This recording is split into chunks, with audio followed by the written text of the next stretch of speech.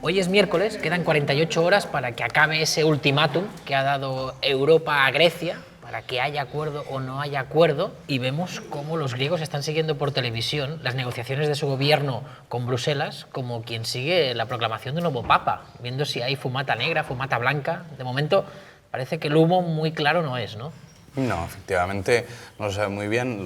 Las últimas noticias que tenemos son que se va a aceptar prolongar el acuerdo, pero el gobierno de Syriza quiere que se prolongue solo el acuerdo de préstamo y no el de rescate. Es decir, no quiere las condiciones que la Troika o la Unión Europea y el Fondo Monetario Internacional le han impuesto a cambio de los préstamos. ¿Qué condiciones le puso la Troika a Grecia para recibir ese dinero?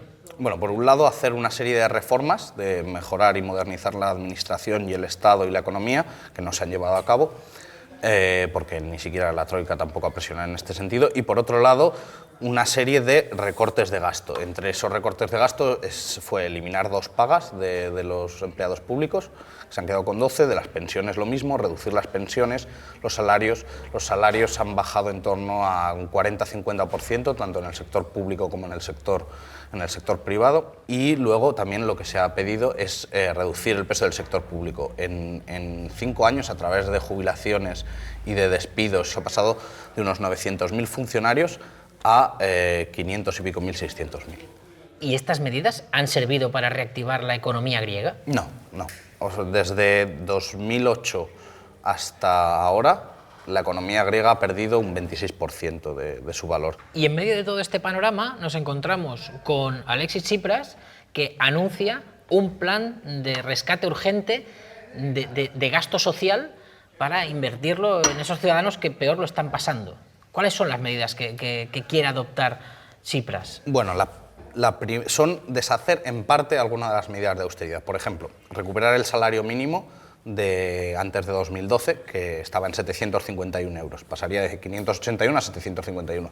Otras de las medidas son más urgentes, por ejemplo, parar los desahucios, que habían vuelto a empezar en 2015 por presión de la Troika, porque hasta este enero había habido una moratoria de varios años que impide los desahucios de primera vivienda, las reconexiones para 300.000 familias, porque muchas familias han perdido, pues se les ha desconectado de la electricidad o de la calefacción, y también otra de las medidas que se recupera de la anterior es que se reducen 30 céntimos los impuestos sobre el litro de gasóleo de calefacción. ¿Y de dónde va a sacar el gobierno dinero para ese gasto social? Si ahora mismo podríamos decir que la situación económica del gobierno griego es de bancarrota. Esa es la gran pregunta, porque a la vez este gobierno, aunque sea de izquierdas, quiere reducir la presión fiscal, la presión impositiva sobre los que menos ganan. Entonces, bueno, esta es la gran pregunta. Ellos dicen que luchando contra la evasión fiscal,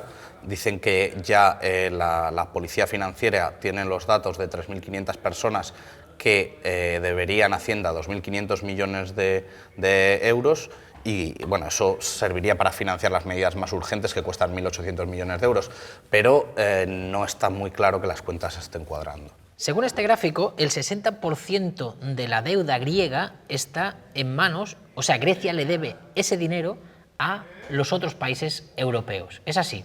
Eso es así, sí, efectivamente. ¿Y cómo es que es a los países europeos a los que le debe directamente el dinero Grecia?